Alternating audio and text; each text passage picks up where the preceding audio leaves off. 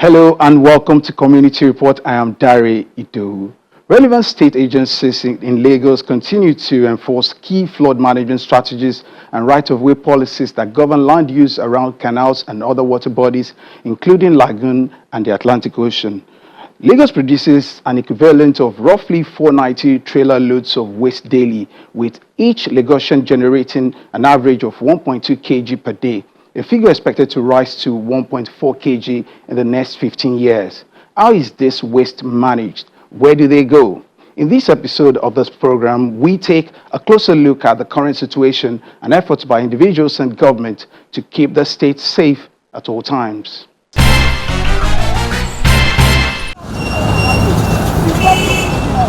Lagos, one of the states in the country prone to flooding, usually attributed to increasing development and urban expansion,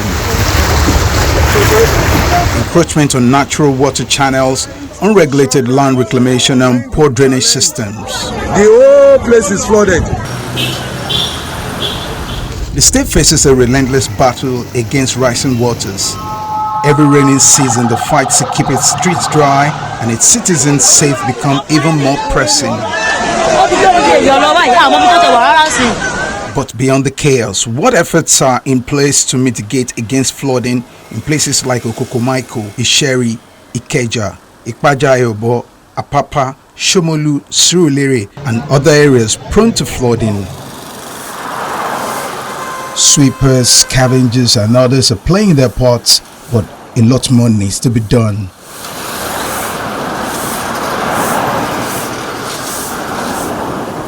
Talk to us about this canal, the challenges and the solutions that you've seen so far. This canal used to be flooded during the rainy season and it used to overflow this bridge that we are on.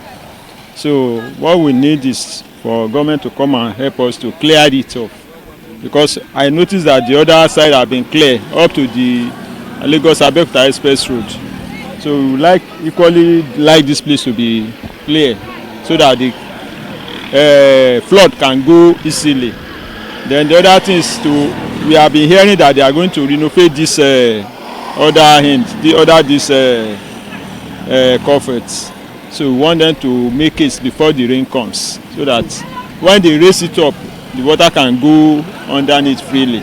Because this channel is too small, the debris in the canal, and we want them equally to widen the culverts so that the water can flow easily.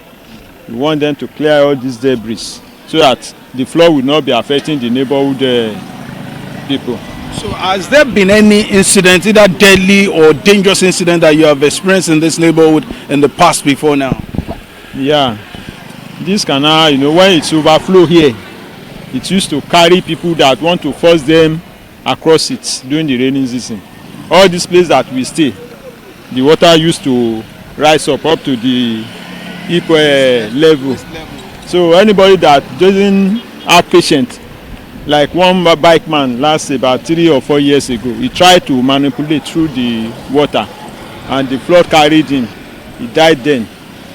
It is about 4 or 5 days they found his body. So let's talk about the crossing that we can see some few meters away from here. Yeah. So what is that about? They talk to us about that. They told us that it's going to be a diversion when they do the canal, when they do the overhead bridge there. To be a diversion for them to do this Otta Road canal. And we have been waiting for that. In some areas, structures of those who government say have violated building code are being pulled down to enforce urban planning laws.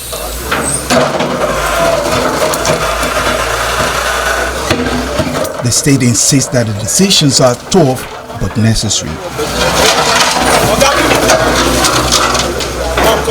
The rains are coming, and as usual, the common theme in Lagos, as we always say, is the fear of flood, which affects a lot of areas. But if you also, if you'll be fair to us, in the last 2-3 years, the impact is getting reduced over time, and I will not say we will eliminate it, because there are areas that All you just have to do is to manage what is happening. So, in terms of sleeping with their eyes closed, I would say we are doing our best to ensure that we achieve a flood-free environment. So, it's a two-way thing. The citizens have to do their own bit, while government also. So, if you want to sleep without any flood, make sure you also do what you ought to do, and do not do what you ought not to do. So, for this year and subsequent years, we will start a proactive approach in terms of flood management in such a way that we will not be reactionary anymore. So, what I would say we have done is to make sure that the entire state is carved into sections where managers manage what we have there. So, for this year, we have about 30 major primary channels that we have identified, and we have processed them for evacuation of silt. So as that is ongoing, we are also planning to expand drainage infrastructure in almost every nook and corner of the state. In addition to the structural theme that we are planning, there is also those soft components, which is awareness. Our media team are very much on top of that, so we will make sure that we engage. And also, I must also reflect that now every area we want to work, we make sure that we engage the citizens, we engage the CDAs to make sure that they own those projects, because it's so worrisome to state that we have noticed areas where we have some people deliberately destroying drainage channels in order to retrieve the ions, in addition to the manhole covers that they have been stealing. So it's a major thing, but if our citizens, if CDAs own those projects, I don't think that will happen. People that are deliberately having buildings within the right of way of channels, the moment you remove them, is a cause and effect thing. You have something blocking a path. The moment you remove it, then the path becomes free. It is a painful decision. However, you need to look at it from the larger good. You cannot have a few individuals creating problems for the entire society. The state is also addressing its waste management crisis by banning single-use plastics. The ban is intended to reduce environmental pollution and improve water management. In the last 5 years or thereabouts, if you look at our channels, you will hardly see water in some of them, except those plastics. Examples, again, human memory, we forget a lot of things. I have pictures that show what happened in Akobi Crescent, for example, is a very notorious example. We have McGregor Canal, where you had those plastic covering the entire channel. Improper waste disposal is said to be one of the causes of Lagos flooding, so we turn to the state waste managers. Lagos generates about, say, 13 to 15,000 metric tons. Has that number changed, and how is this managed? That number is correct. It's about 13,000 tons daily, generated by more than 22 million residents. The waste is managed through a system that we call the Private Sector Participation Program. And this is made up of 420 waste collectors who have 2 compactor trucks each. So in theory, we have 840 trucks who collect waste from your household. It's supposed to be once a week. And the residents are expected to pay these PSP operators. And we also manage other types of waste, like healthcare waste from the hospitals, whether it's general hospital or private PHC. And we also manage marine waste, which is the waste that people dump into the drains and that ends up in the canals and in the lagoon. In addition, we manage construction waste. So there's different types of waste. And of course, we know that because of the habits of many of our people, there's a lot of littering on the roads and highways.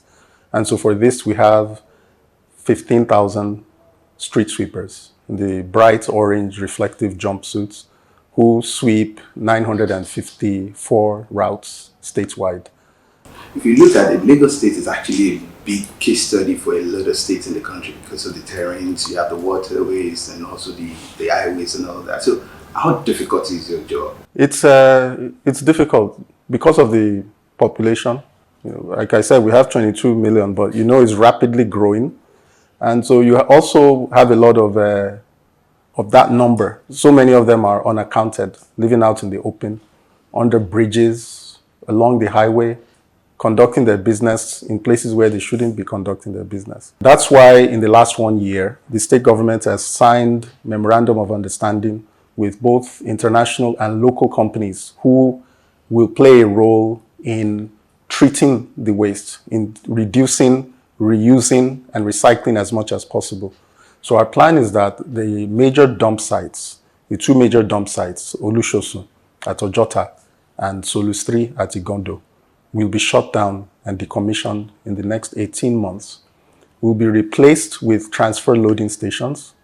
And from those transfer loading stations, we'll now package the waste to new material recovery facilities.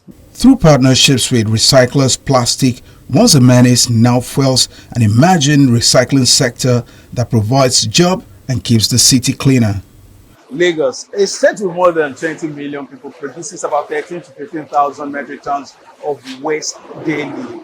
You probably would have seen it in Ojota, the Olusosun dump site, or somewhere in Igondo. Where did this waste go? The state says they are adopting more sustainable approach of managing their waste. And how do they do that? By recycling them in facilities such as this one. Samson Morgan is a manager at this facility in Ebutemeta. He walks us through the processes here. So on a typical day, what we do is our riders go outside. Our riders are also our collectors. So they go outside from door to door to collect this recyclable. So when they get to the customer's house or shops, or wherever they are going to pick up from, the first thing they have to do is check the materials if they are properly sorted. So customers are expected to separate their recyclables before we pick up from them. So by separating, you mean taking the plastic bottles away from other waste? Yes, so taking the plastic bottles away from pure water sachet, from aluminum cans, from cartons into different bags. So when our riders go there, they check all of these things that they are all checked, and then they weigh it. So they weigh each of these items from the customers, and then we have a record that we have to put it on our own database as well. So we have a mobile app that is in-house, that was built in-house by Recyclers. So we use this mobile app to impute whatever volumes of kilograms that you have weighed from this customer. Walk us through what happens here. So the first thing we have to do is to scale. This is an analog scale, and that is the digital scale. Okay. So we have our op supervisor who would take everything from the rider's vehicle and then weigh it one by one. So there is a rider name, and whatever you have brought in will be also calculated under your name. So that's how you also get paid as the rider.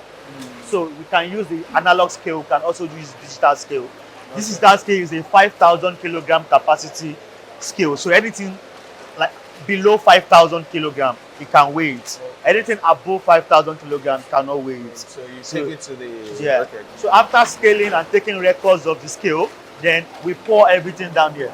Okay. All of the materials are then brought down here. Don't forget that I said earlier that customers are expected to sort their waste, which means that when they come in, they put the pets and the cans here, but the cardboards and other things will be put another place. Okay. So it helps our work, it makes our work easier as well. Imagine we have everything piled up here, it will be a whole lot of work for our sorters to sort. So what the sorters do generally is to take these pets one after the other, remove the caps, remove the labels, and then put them in a separate bag. Their bags, okay. and they sort all of these materials into their different bags. So they need to have the bag. You can talk to me, yeah. Yeah, so they need to have the bag to be able to determine what each of them have done for that day. So whatever they've done would also be transferred to this place for scaling before we are able to determine what each sorter have been able to do for the day and then get paid at the So end of you the have month. guys going out, Yeah. and you have people who sort. Exactly. So that's along that chain. Exactly. And there are other people crushing Who, as well. who build them as well. Okay. And then we have logistics too, who go out to. We also operate about 22 drop-off locations in Lagos as we speak. So we have different trucks that go around to pick up from these collection points. So it's different from what our riders go and collect. So we have several streams of collections.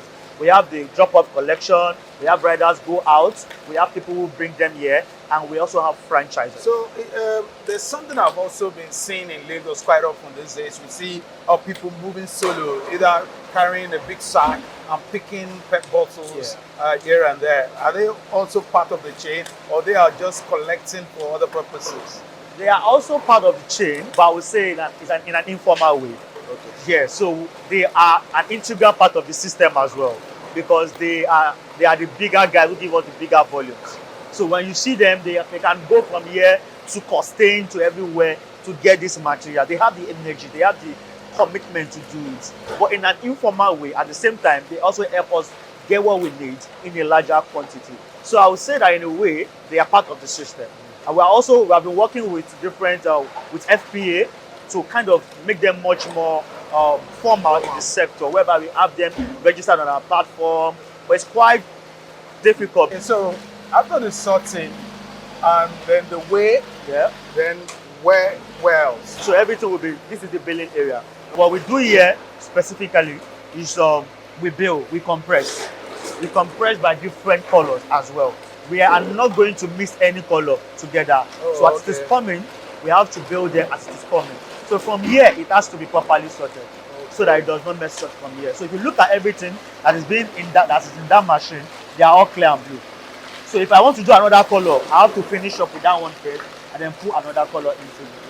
So they pour into the machine, it goes up and down, it compresses until it reaches maximum. So the average size of this machine, the capillary weight of Pado is up between 330 kilograms to 450 kilograms. One of the advantages of having materials built is that it makes you be able to store more. It makes logistics easier and cost effective as well. So imagine I'm not going to sort them, I just want to move them. It's going to be a lot. So we need to sort them to make them look properly managed from point A to point B. And it's also easier to also scale when you're putting on the scale as well. So you know you have this particular kg and you're moving a certain kg out. Exactly. So where do these go away from here? Where do you take them to? So all our materials have different off-takers. So for the PET bottles, we have different off-takers here in Nigeria and even outside the country. We do export as well. So as it is now, we just ship them into the containers and send them out of the country. And if we are doing them locally, we also take them to our truck and then ship them to wherever we want to ship. So there's another form of processing that happens wherever they are taking them to. It doesn't end here. So they can start crushing, start pelletizing, start doing all kinds to be able to produce another item or to be able to do PET into PET. So we have people who kind of produce to make another PET entirely. So I have this question. So when you have off-takers, you know already it's a thing with demand and supply. Do you think you have enough waste to cater to the needs of the people coming to take these materials that are already processed from the site? In this country? Yes. Yes, we have enough waste in this country. And here at this facility, do you think you get enough from the people who bring them in, either from the guys on the road or the guys who have engaged your app? So do you think you have enough people bringing enough of this to your facility? Or you will still need to scale up the numbers? Yeah, what I can say to that is there can never be enough in this business. So there is always room for us to accommodate new subscribers, new collections coming in from different angles. So we have enough. At the same time, we cannot be satisfied with what we have. We are always working to increase our collection On an average, we do about 2 tons on a daily basis. That's 2,000 kilograms on a daily basis. We have some days that we do lesser. We have some days that we do more than that. But on our very good day, we do about 2.5 to 2.8 tons per day.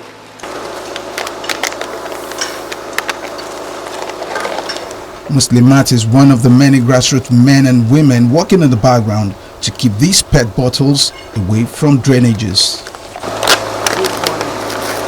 Good morning, everyone. Good morning. Good morning, sir. You are welcome. Well done. It's good to have you, sir. Thank you, ma'am. Careful. Yeah. So I just want to have a quick chat. I think this will.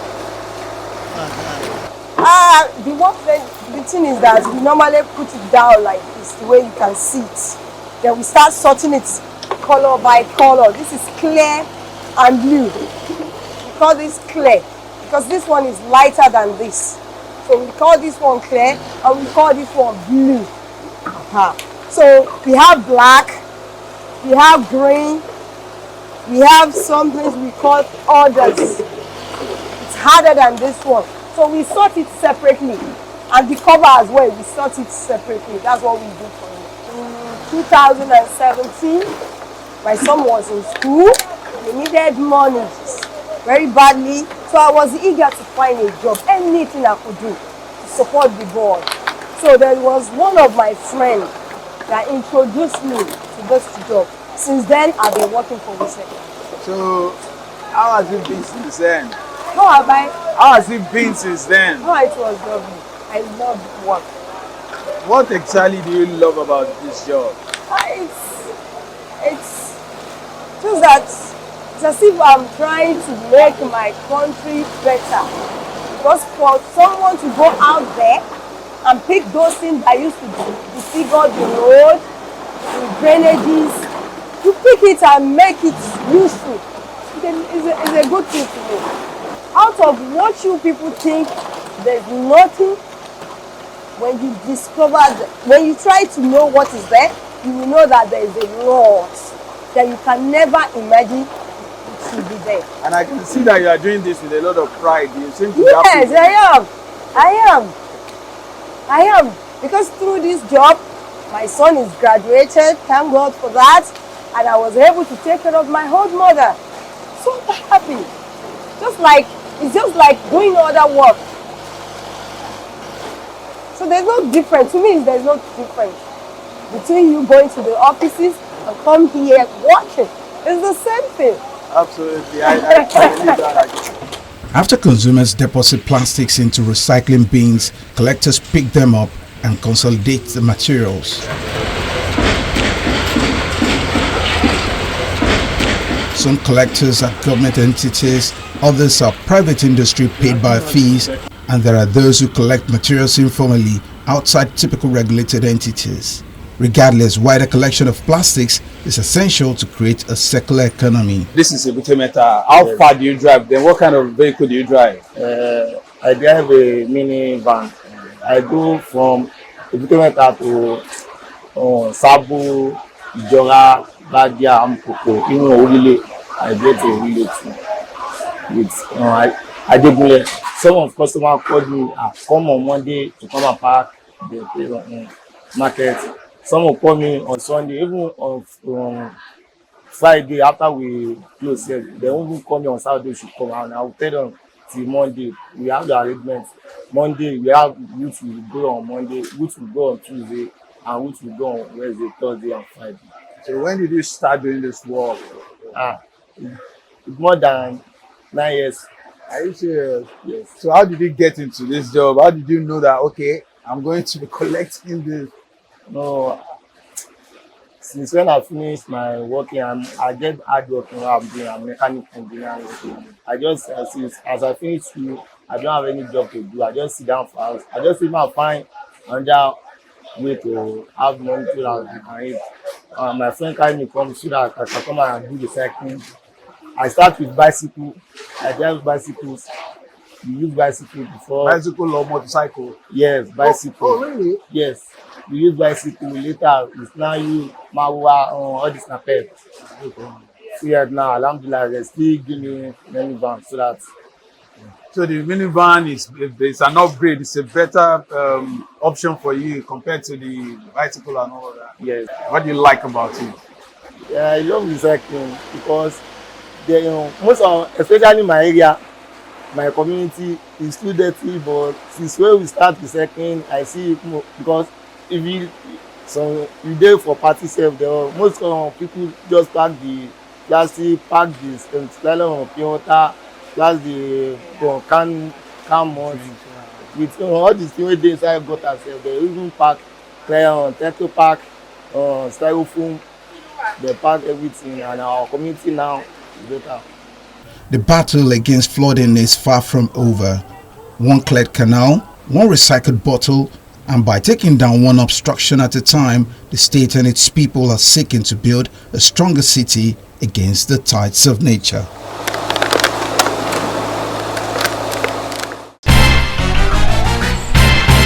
And that's our show for today, everyone. If you missed any part of it, you can watch it on our YouTube channel. You can also follow the conversation on our social media platforms displayed on the screen. Thank you very much for watching. I'm Dari Ido. See you next time, and bye for now.